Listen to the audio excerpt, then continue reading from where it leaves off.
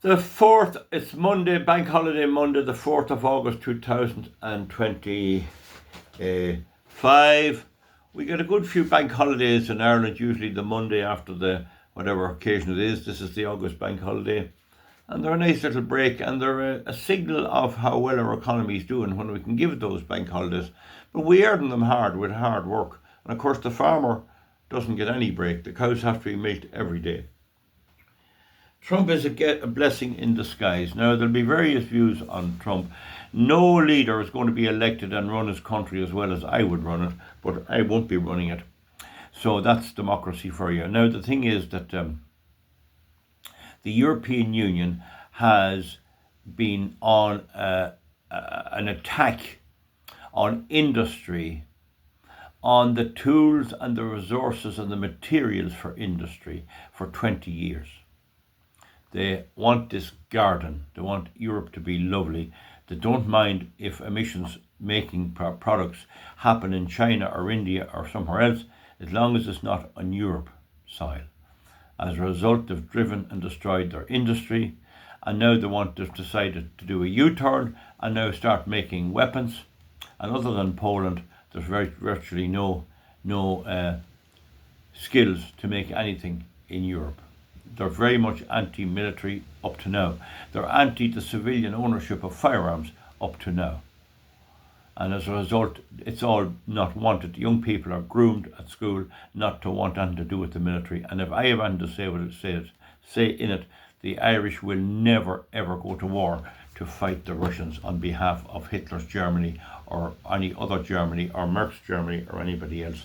We're not getting to go there. I lost a distant relative in the First World War fighting on the British side, but he was very far out now.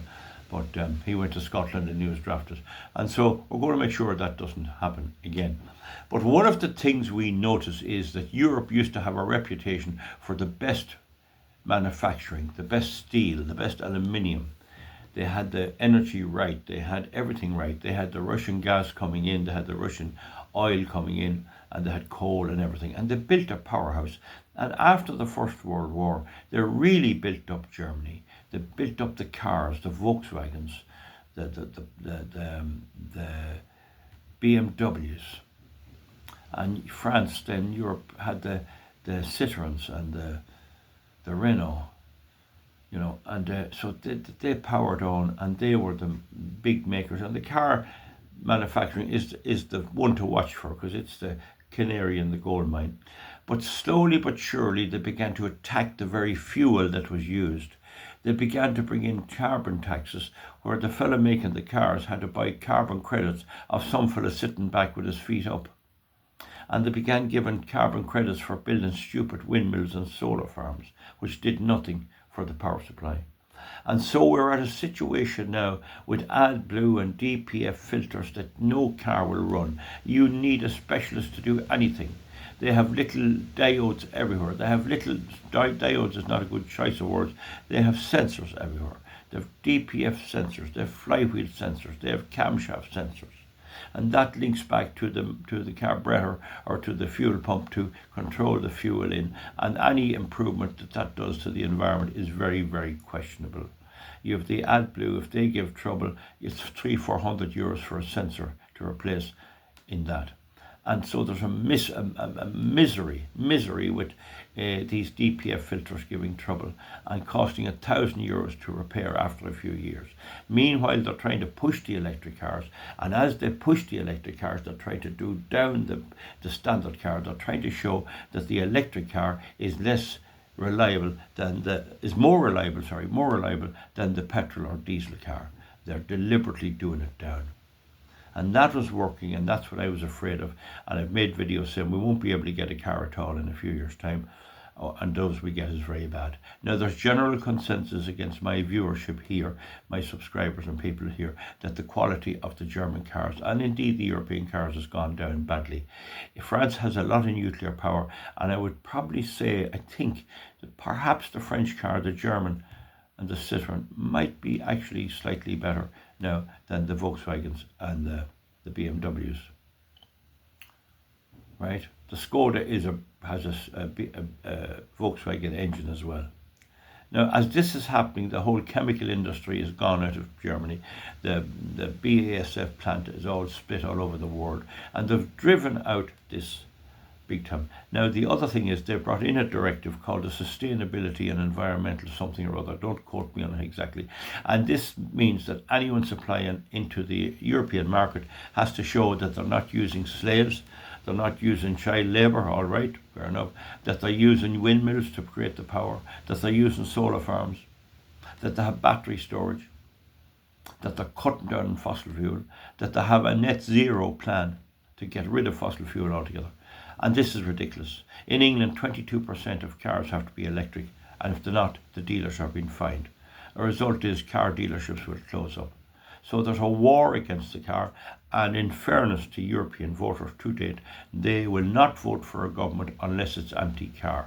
Remember, about half the people have no car at all, and they don't want cars. So you see, the motorist is in a minority. However, enter Mr. Trump and his meeting on European American trade in his own private golf club up in Turnberry in Scotland, and he more or less made a show of the whole Europeans. Now, he is a bit of a bully, and I think he's great. I'd do the very same myself. If I could get my hands on Merckx or Ursula, I'd make her a show of the silly Egypt. A silly Egypt. Anyway, she caved in just like that. Yeah, you showed her a bit of favour. Sign up. Now, we know one of the reasons there is to keep America on track to protect Europe, while America looks elsewhere and sees richer pickings elsewhere, and America realises at this stage, and this is very true, Trump realises, you never change the Europeans. They're wedded to socialist World Economic Forum stuff. The European Central Bank is after passing a rule that you can only lend money to companies which are compliant with all the environmental stuff, and that means small companies will go out of business because only the big companies that are able to get to know and study and have experts there to study the law and comply with it on a minimalist basis. But the ordinary Joe Soap like you and me will be forced out. And that will come for the farming too. They only want big farmers where they can control everything.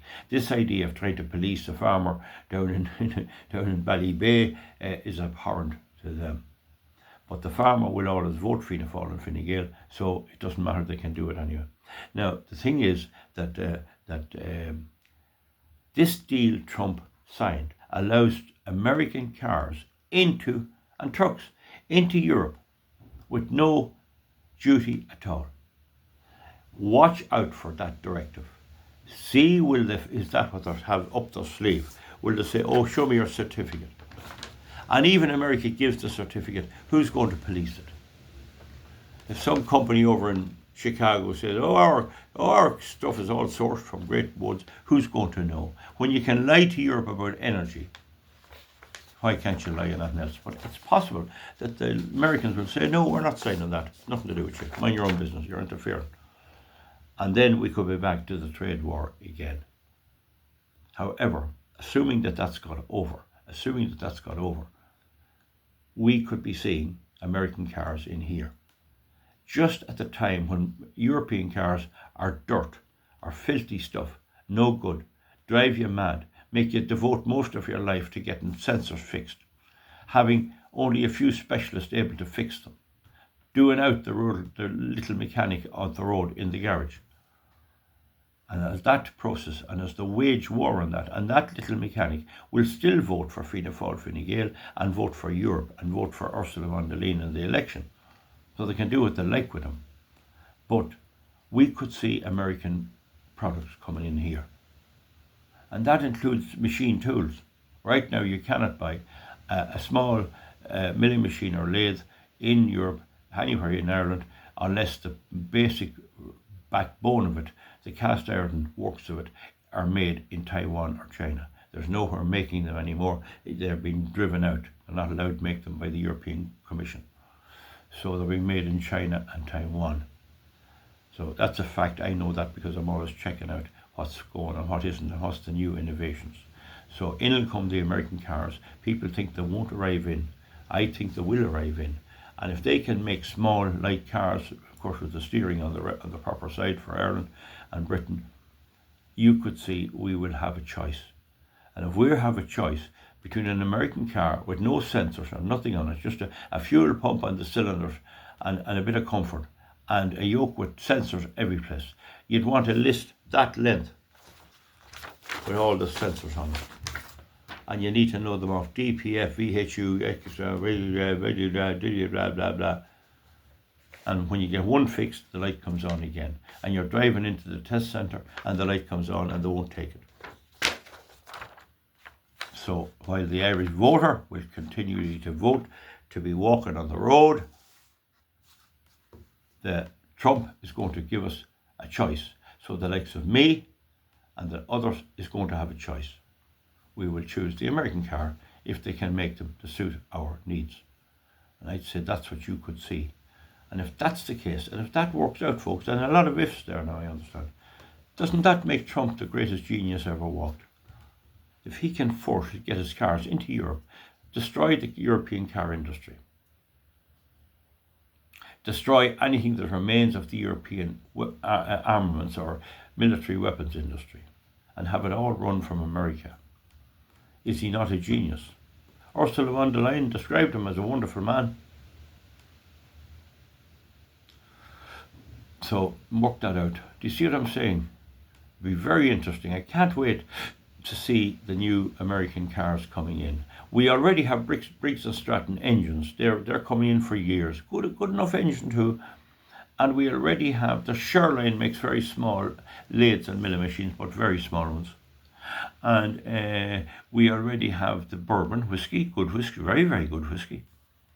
Various types of American whiskey. Mightn't be into everyone's likes, I wouldn't mind that so much. And the jet airlines, the jetcraft, the aircraft.